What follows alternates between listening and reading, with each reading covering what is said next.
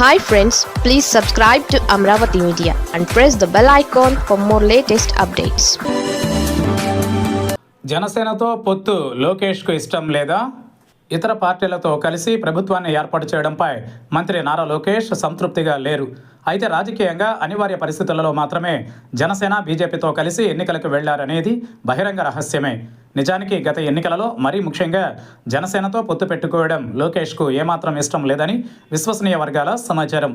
తన దయాదాక్షిణ్యాలపై చంద్రబాబు మూడవసారి సీఎం అయ్యారనే భావన కలిగేలా పవన్ కళ్యాణ్ పలు సందర్భాలలో మాట్లాడడం, 2014లో టీడీపీ బీజేపీ కూటమి అధికారంలోకి రావడానికి తానే కారణమన్నట్టు అనేక సందర్భాలలో పవన్ చెప్పడం తెలిసిందే.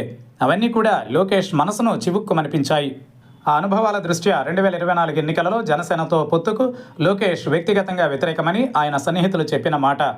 అయితే వైనాట్ 175 అని వైఎస్ జగన్ తీవ్రంగా భయపెట్టడంతో ఎందుకైనా మంచిదని చంద్రబాబే ఒప్పించి అందరితో కలిసి రాజకీయ ప్రయాణం సాగించారు. చివరికి అపరిమితమైన అధికారాన్ని కూటమి దక్కించుకుంది. కూటమి సర్కార్లో లోకేష్ అత్యంత ముఖ్యమైన నాయకుడయ్యారు. ఈ నేపథ్యంలో మరోసారి అధికారంలోకి రావడంపై లోకేష్ కామెంట్స్ ప్రాధాన్యం సంతరించుకున్నాయి.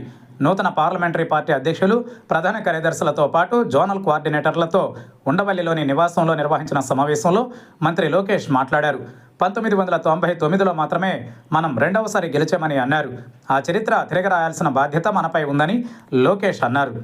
సొంతిల్లు కంటే కిరాయి ఇల్లుపై దృష్టి పెడుతున్నామని కీలక కామెంట్ చేశారు. దీనికి ఫుల్ స్టాప్ పడాలని ఆయన కోరారు.